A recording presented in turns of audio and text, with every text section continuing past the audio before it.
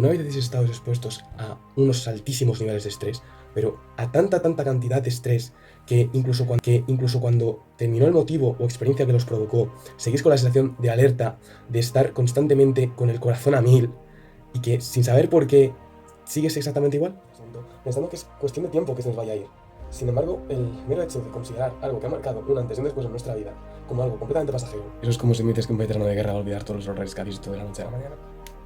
Esto se denomina neurosis de guerra y es un cuadro clínico por el cual el paciente tiene una serie de reacciones exageradas y desubicadas, tanto a nivel físico, a nivel emocional o a nivel conductual, como consecuencia de o bien haber sido expuesto a un ambiente estresante durante un muy prolongado intervalo de tiempo, o bien debido a una herida física que la dejó secuelas. Y es que no fue hasta hace menos de un siglo, pese al largo historial bélico de la especie humana, en el que se empezó la guerra de Vietnam, guerra de Irak y Afganistán, guerra fría, bachillerato, no fue hasta la Primera Guerra Mundial, o conocida también como Gran Guerra, en la que ya se empezaba a apreciar mucho más esta patología debido a los altos niveles de locura que presentaban los soldados que volvían.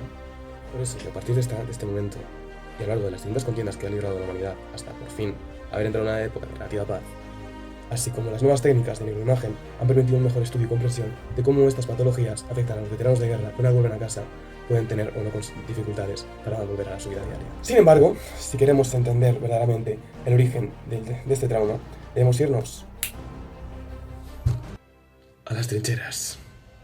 Y es que, por si no lo he mencionado antes, la sintomatología de la neurosis de guerra es tan amplia y tan variada, tanto en la propia neurosis de guerra como en las enfermedades derivadas con actividad posible, cuál es el mejor tratamiento a seguir en función de las características, las condiciones y, como ya he mencionado, la experiencia del combatiente. Es por eso que para ilustrar cómo es una neurosis de guerra en su máximo apogeo, he elegido el caso del famoso Barón Rojo, Manfred von Richthofen, el as de la aviación que durante la Primera Guerra Mundial gobernó los cielos a lo largo de toda la contienda hasta que fue derribado. Es un excelente caso que demuestra cómo era la evolución de un soldado sometido a estas condiciones de estrés en un conflicto cada vez más exigente.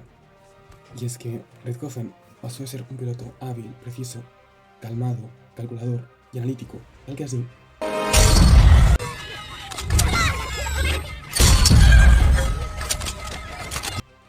a ser un completo descerebrado, impulsivo, irascible y temerario piloto, tal que así. Y aunque se ha especulado mucho sobre las posibles causas que motivaron este cambio de conducta tan radical, se adjudica a dos posibles causas. La primera, a lo que se denomina como síndrome postconmocional, que es un síndrome debido a una herida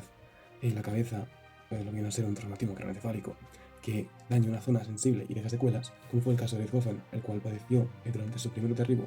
una herida de 10 centímetros que iba desde la zona frontal hasta la zona parietal, zona la cual desempeña múltiples funciones,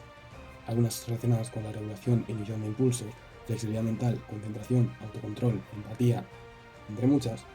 Sí, su diagnóstico es muy subjetivo y muy susceptible a cometer errores, debido a que presenta una gran posibilidad de falso diagnóstico. Sí, se realiza sobre todo mediante técnicas de neuroimagen, las cuales han avanzado mucho y han permitido una respuesta más objetiva, mediante exámenes neuropsicológicos, autocuestionarios y sobre todo mediante exámenes sensoriales para comprobar los reflejos y evaluar la gravedad de las secuelas.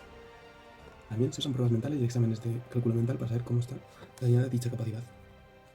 El tratamiento desgraciadamente también es específico y se suele recurrir sobre todo a las terapias físicas y conductuales en las que se enseña o se conciencia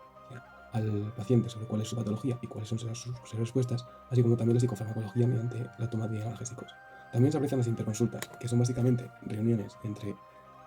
sesiones de tratamiento, durante las cuales un psiquiatra y un psicólogo forense analizarán cuál es la gravedad de las lesiones y si estas presentarán algún grado de impedimento del paciente, temporal o permanente. Sin embargo, surgió la duda de que si efectivamente todo se debe a una herida física, y es que muchos combatientes que presentaban los mismos síntomas y las mismas conductas no habían recibido ningún impacto en la cabeza. Fue entonces esta prueba, básicamente inquebrantable, la que suscitó la posibilidad de que sí, la raíz de estos males también podía ser psicológica,